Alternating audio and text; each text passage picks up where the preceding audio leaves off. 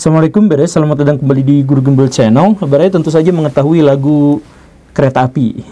Naik kereta api, tut tut tut, siapa hendak turut ke Bandung, Surabaya? Bolehlah lagunya jangan panjang. Ya lagunya jangan panjang-panjang karena nanti durasinya habis. Tapi di situ ada sesuatu yang sangat unik. Kenapa dalam lagu itu yang disebut hanya kota Bandung dan kota Surabaya? Kenapa nggak ada kota yang lain? Apakah itu disebabkan lagunya biar nggak terlalu panjang atau karena itu lagu hayalan saja? Tidak, itu bukan lagu hayalan, Baraya. Lagu itu diciptakan oleh Ibu Sud, dan Ibu Sud kalau bikin lagu itu selalu bisa membawa kita pada imajinasi visual. Jadi misalkan lagu tik tik tik bunyi hujan, itu Baraya pasti langsung membayangkan secara visual bagaimana tik tik tik bunyi hujan itu. Karena saya di usia 4 tahun juga langsung bisa. Karakteristik dan ciri khas dari lagu-lagu yang dibuat oleh Ibu Sud itu adalah bahwa kita sebagai pendengarnya langsung bisa membayangkan secara visual apa yang terjadi dalam lagu itu. Jadi, nah kenapa seperti itu? Karena itu memang didasarkan pada sebuah pengalaman. Nah, kalau demikian, kenapa lagu Naik Kereta Api itu hanya disebutkan Bandung dan Surabaya saja? Kenapa nggak ada kota yang lain? Saya kasih tahu sedikit Baraya bahwa lagu itu sebenarnya memang lagu yang menjelaskan tentang trayek kereta api dari Jakarta kemudian ke Bandung, kemudian ujungnya ke Surabaya. Ceritanya seperti itu. Nah, kenapa bisa seperti itu? Nah inilah, jadi di tahun 1884 Belanda berusaha untuk menghubungkan antara Bandung dengan Jakarta dengan kereta api itu. Makanya disebutkan di situ ke Bandung dan ke Surabaya, karena setelah dari Jakarta kemudian ke Bogor, kemudian ke Cianjur, belok ke Bandung, dari Bandung dilanjutkan sampai ke Cilacap, dari Cilacap sampai ke Yogyakarta, kemudian ke Surabaya. Tetapi Cilacap dan Yogyakarta itu hanya dijadikan sebagai tempat perhentian yang bukan untuk penumpang, hanya untuk isi bahan bakar dan sebagainya. Langsung ujung-ujungnya ke Surabaya. Nah, kalau misalkan kita melihat yang latar belakang yang sebelumnya, ada juga, yaitu jalan yang dibangun oleh Belanda, Rutenvosweg atau Jalan Raya Pos. Jalan Raya Pos itu juga dari Anyer sampai Panarukan, tetapi lagi-lagi belok ke Bandung. Jadi dari Anyer, dari Banten, kemudian ke Jakarta, kemudian ke selatan, ke Bandung, dari Bandung baru nanti ke Sumedang, ke utara lagi lewat Cirebon gitu kan. Nah, kenapa dua jalur utama itu lagi-lagi mentoknya ke Bandung, harus lewat ke Bandung? Padahal itu adalah wilayah pegunungan yang terjal, yang berliku-liku. Nah, di episode ini kita akan jelaskan salah satu misteri, sebenarnya bukan misteri sih, salah satu keanehan itu, kejanggalan itu, dan kita bisa melihat hikmah yang besar yang terkandung di sana. Simak videonya, yuk kita bahas.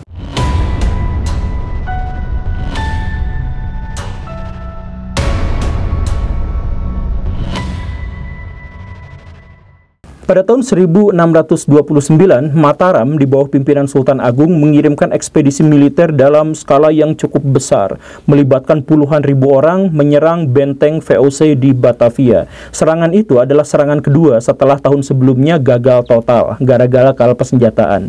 Nah, dalam serangan yang kedua ini, sebenarnya Mataram jauh lebih unggul, tetapi gara-gara Belanda, VOC, pada waktu itu memiliki sejumlah agen rahasia, mata-mata dari para pengkhianat bangsa sendiri, yang kemudian mereka mengelancarkan misi sehingga mereka berhasil mengetahui kelemahan-kelemahan Sultan Agung. Akhirnya serangan itu bisa gagal lagi.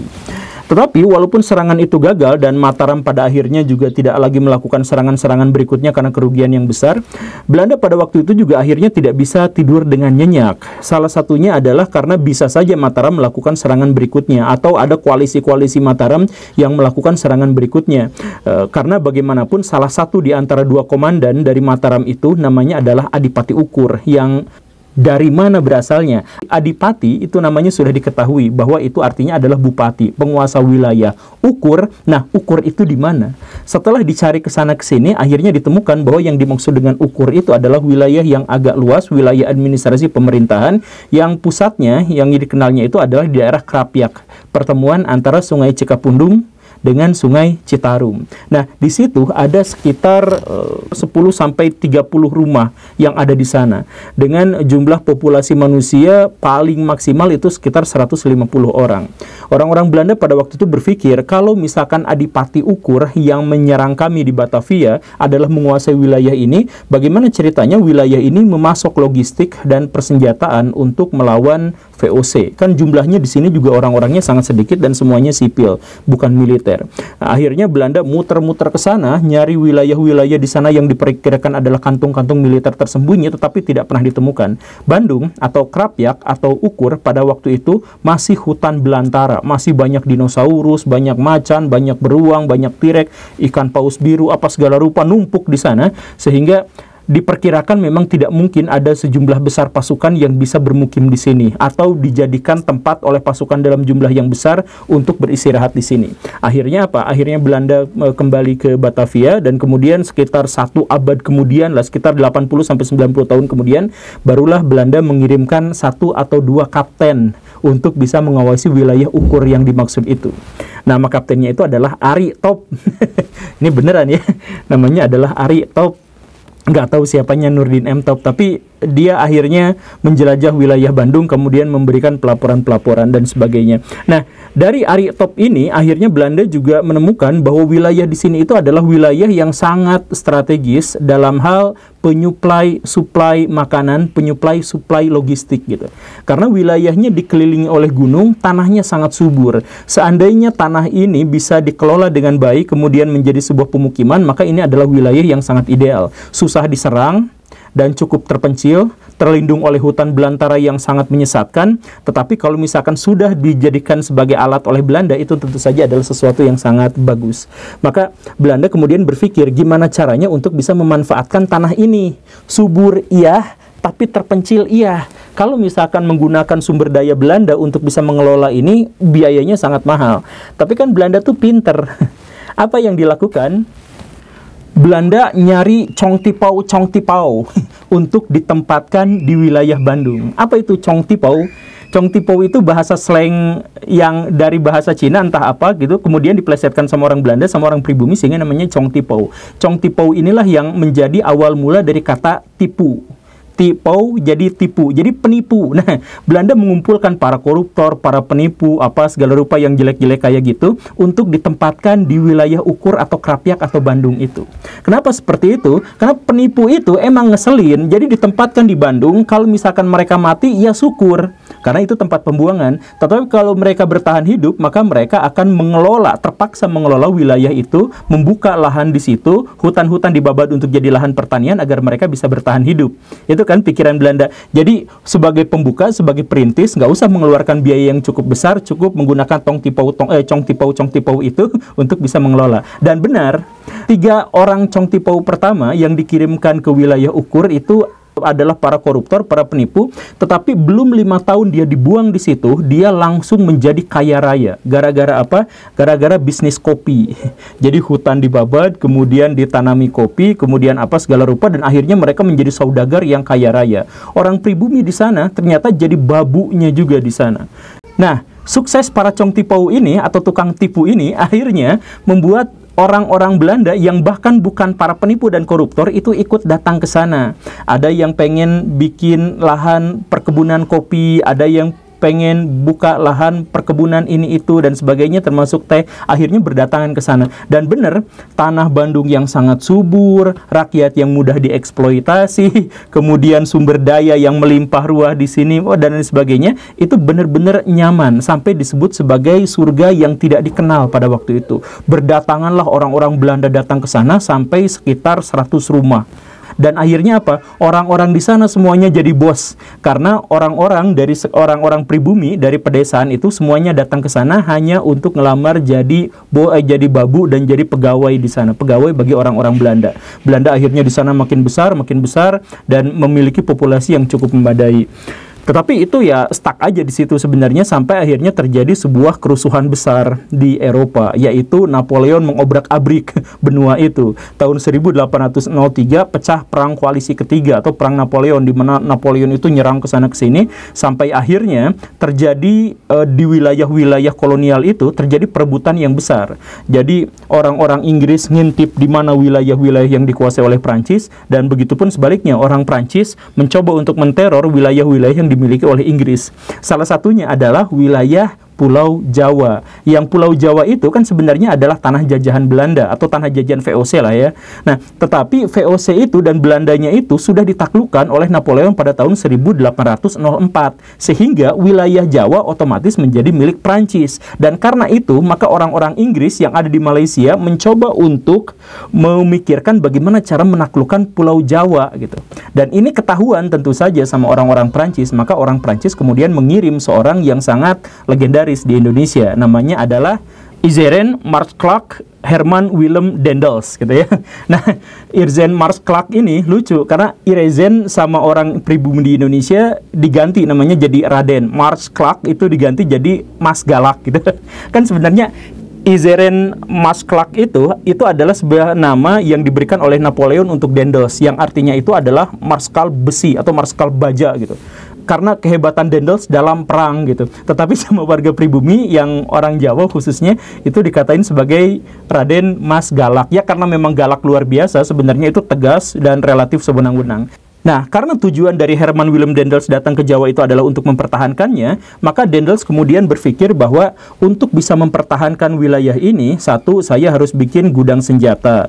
Dua, saya harus memobilisasi pasukan. Dia ngerekrut pasukan, bikin korps pasukan sampai sekitar 20.000 orang gitu jumlahnya, dikasih bedil, dikasih apa gitu ya. Kemudian dia juga berpikir bagaimana caranya untuk bisa memobilisasi pasukan dengan cepat dari satu tempat ke tempat yang lain dan mengirimkan suplai senjata dan bantuan dari satu tempat ke tempat yang lain. Maka jalannya tentu saja harus dibuat sebuah jalan yang kemudian kita kenal sebagai Jalan Raya Pos atau Groten Postweg. Jalan raya itu harus menghubungkan antara ujung Jawa sebelah barat dengan ujung Jawa sebelah timur, dari Anyer sampai Panarukan gitu. Tetapi karena wilayah yang mungkin diserang duluan sama Inggris itu adalah wilayah paling utara, kan pada waktu itu di Jawa yang sudah menjadi kota-kota besar yang bisa diambil alih oleh Inggris itu adalah Surabaya, Gresik, Tuban, Cirebon, kemudian Banten gitu ya, Batavia, semuanya itu ada di utara. Makanya harus dibuat jalan itu gitu, di utara itu. Tetapi masalahnya kalau misalkan semua jalan itu di utara, maka memang mudah untuk Belanda untuk menghasilkan logistik, untuk mobilisasi pasukan dan sebagainya. Tetapi juga gampang untuk ditaklukkan. Itu bisa saja menjadi fasilitas Inggris untuk menyerang balik Belanda, kan begitu. Maka sebagai pertimbangan geostrategisnya, Daendels itu bukan sepenuhnya ada di utara, tetapi dibelokkan ke selatan. Jadi dari Anyer sampai ke Batavia, terus dikasih ke selatan sampai ke Bandung, dari Bandung baru ke utara lagi melalui Cirebon, dan kemudian Sumedang, Cirebon, dan kemudian ya Brebes, Tuban, Pekalongan, Kendal, Semarang, Demak, segala rupa sampai ujung sana gitu ya. Nah, pikirnya seperti itu. Jadi Bandung itu harus menjadi tempat persembunyian sekaligus tempat untuk mempertahankan wilayah. Karena Bandung pada waktu itu memang enak karena dikelilingin oleh gunung. Jadi kalau misalkan pasukan Belanda terdesak, semuanya kabur ke selatan, ke Bandung, kemudian mereka bisa mempertahankan diri lebih baik lagi. Pikiran Daendels itu ya seperti itu. Jadi nggak di utara semuanya, tapi juga agak ke selatan.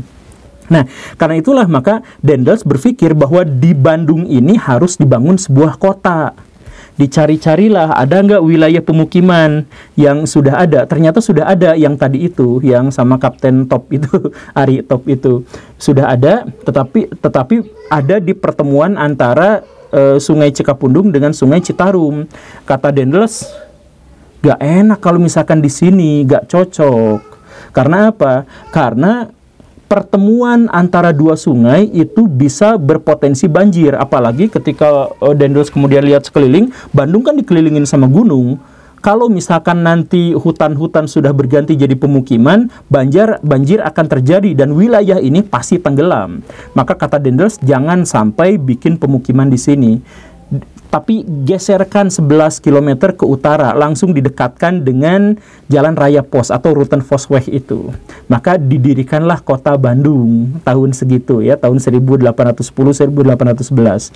Begitu. Jadi dalam hal ini Belanda itu memang sudah cermat, sudah melihat jangka panjang ke depan. Buktinya apa? Buktinya ini terbukti banget gitu. Jadi Belanda itu memindahkan Bandung ke sebelah utara itu biar apa? Biar bebas banjir. Dan betul sekali, Bandung yang dibangun sama Daendels yang sekarang dibuat oleh tata kota ala Belanda itu sampai detik ini, sampai sekarang itu gak pernah kebanjiran. Sebaliknya, wilayah yang Krapyak tadi itu, yang sekarang namanya Dayakolot, itu setiap tahun banjir sedada, setiap 5 tahun banjir 2,5 meter. Ya berarti pertimbangan Daendels 200 tahun yang lalu itu ternyata melampaui kita yang hidup di zaman modern sekarang. Ya kenapa seperti itu? Ya karena pikirannya masa depan rasional aja. Pertemuan sungai di tengah-tengah mangkuk, ya pasti banjir gitu. Pikiran Daendels seperti itu. Makanya dipindahkan semuanya ke sana dan di sanalah awal mula dari berdirinya Bandung. Tapi ya bagaimanapun sudah kita ketahui bersama bahwa Belanda akhirnya juga dikalahkan di wilayah Nusantara, dikalahkan oleh Inggris, dan kemudian penguasa wilayah Indonesia digantikan oleh Thomas Stamford Raffles di bawah Lord Binto yang ada di India, dan kemudian wilayah Indonesia diganti lagi nanti penguasanya oleh orang Belanda lagi, maka muncullah Van den Bosch dan seterusnya. Bandung tetap menjadi saksi hidup bagi berbagai pertempuran, bagi berbagai peristiwa yang terjadi di wilayah Nusantara. Tapi di sini ada sesuatu yang sangat unik. Pada tahun 1830, Belanda itu mengalami kerusakan fatal akibat perang di Ponorogo. Pada waktu itu, kasnya habis. Bukan hanya habis, tapi tekor.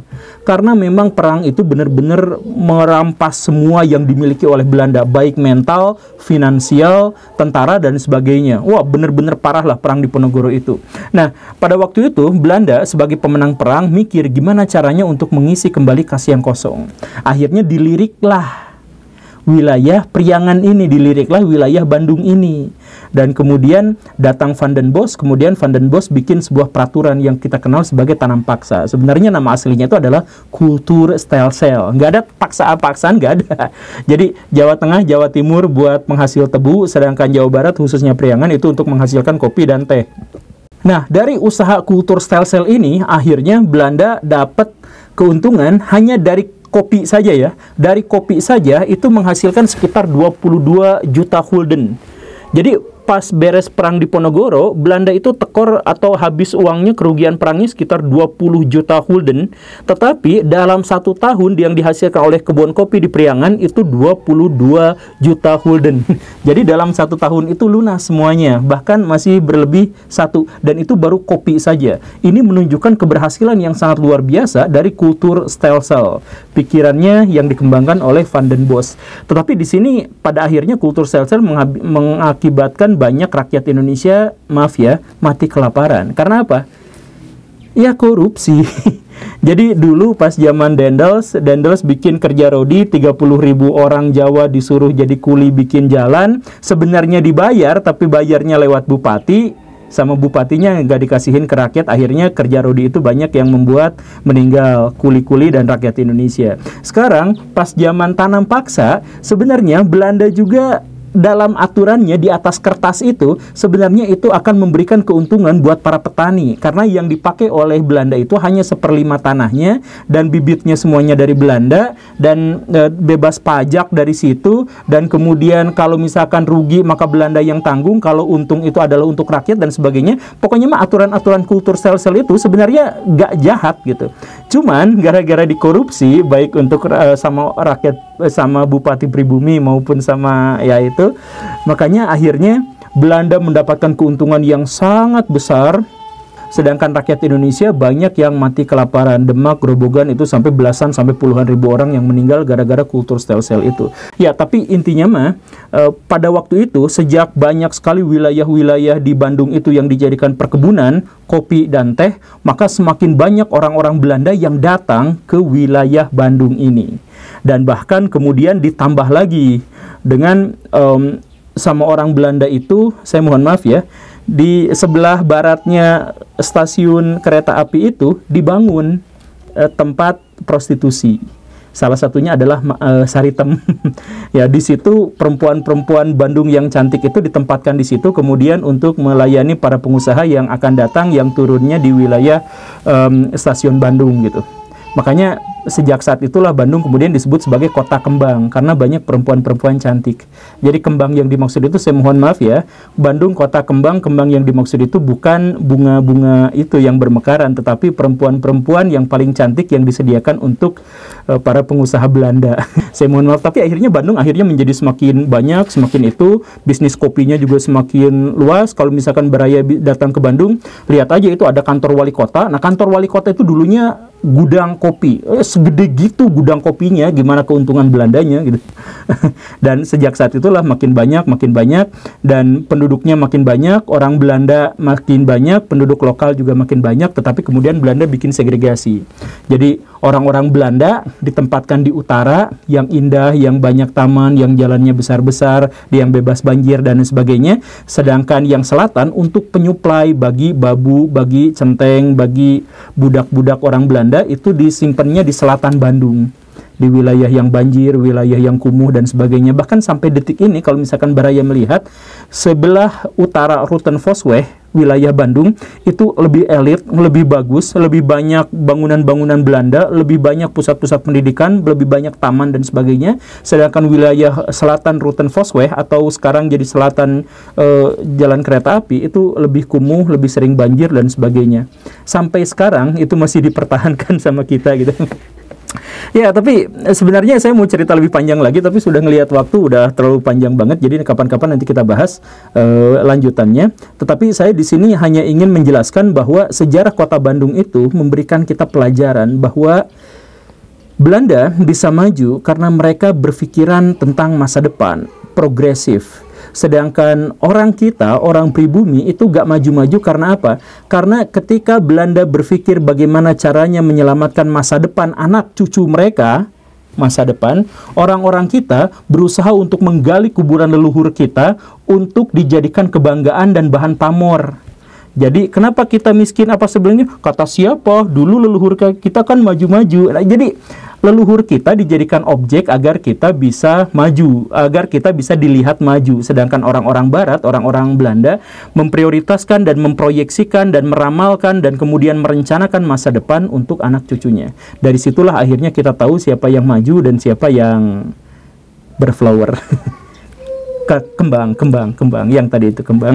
Terima kasih karena sudah menyimak. Saya Guru Kembang. Assalamualaikum warahmatullahi wabarakatuh.